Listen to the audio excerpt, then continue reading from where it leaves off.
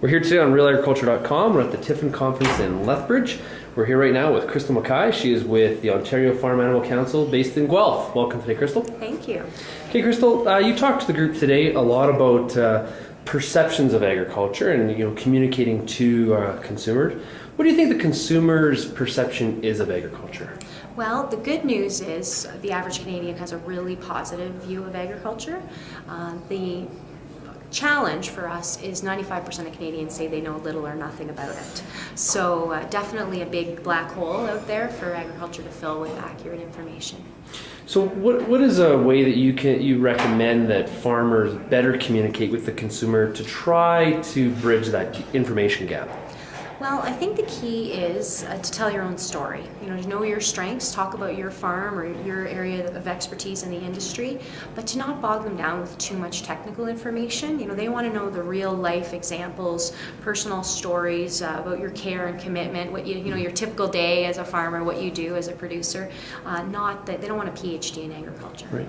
So one of the issues that we're seeing a lot, especially in the mainstream media, is that for many people, urban people that are interested in agriculture, it's sort of a misconstrued, inaccurate version of what reality is. So how does a producer deal with those sort of wrong assumptions?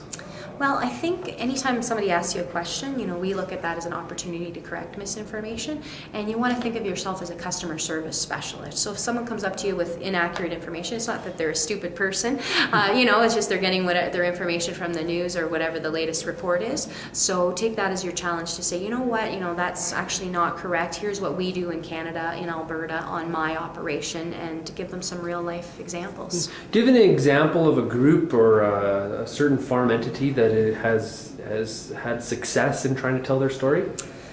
Well, when we poll the public in terms of their attitudes about farming, the highest ranking by far would be dairy farmers. And I think that would be, first of all, they have a great product, and they invest a lot in advertising and public relations. So they've invested in that. Another great example would be Alberta beef. And I would say they've invested many, many years in their rancher campaign, getting to know the people that grow your beef and that pride in Alberta beef.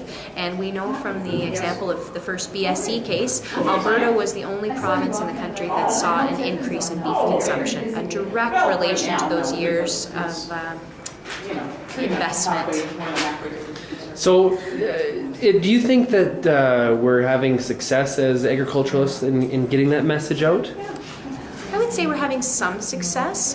The interest in agriculture stories never been higher. The interest in buy local and where your food comes from and how it's produced, it's higher than it's been in 20 years. So there are some success stories and bright gems. There's still lots of opportunities for us to think creatively, a little bit out of the box. Maybe instead of just taking out an ad, our online presence, for example, and just some creative ways to talk to the public. Definitely more opportunities to come. Okay.